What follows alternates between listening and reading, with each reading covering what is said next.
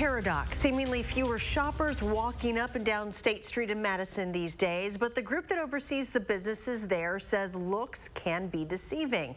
Arman Rahman went downtown to find out why, and he's in the news center tonight with what he found out. Good evening to you, Arman. Good evening, Charlotte. Between State Street and the Capitol Square, there are 43 vacancies. That's actually down from the high of 55 set in December 2020. And while the return of big events have helped breathe life into the area, business owners tell me they're still hurting but are hopeful.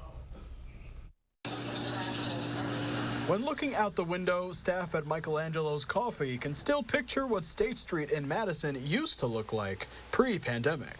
Now, behind you is where State Street is, and at this point in time, normally there'd be 3 or 4 times as many people, and we're getting there. Getting there, while it sometimes feels like many businesses around them are getting out. We've seen shops come and go before the pandemic, so now that they're still coming and going, that doesn't change our game plan, really. As of May, Downtown Madison Inc. counted 24 vacancies on State Street, but that's an improvement in Jason Ilstrup's eyes.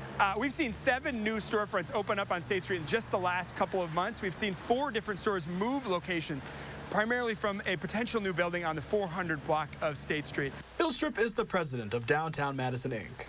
It's not as fast as we would like. It never is. But this is all taking a little bit longer. Not knowing where the pandemic will go next and staffing shortages are the biggest roadblocks, but Ilstrup says sometimes empty storefronts are actually a sign of more growth to come. When you see rows like the one behind us, this is slated for potential development, an apartment that could be coming in on this block. So not every vacancy is the same. Sometimes they're waiting for a larger development project. Sometimes they're just waiting to be leased. Which means watching and waiting at places like Michelangelo's, where they're patiently picturing the State Street of the future. You have to have determination and perseverance. I think it's improving. Still, we have a long ways to go.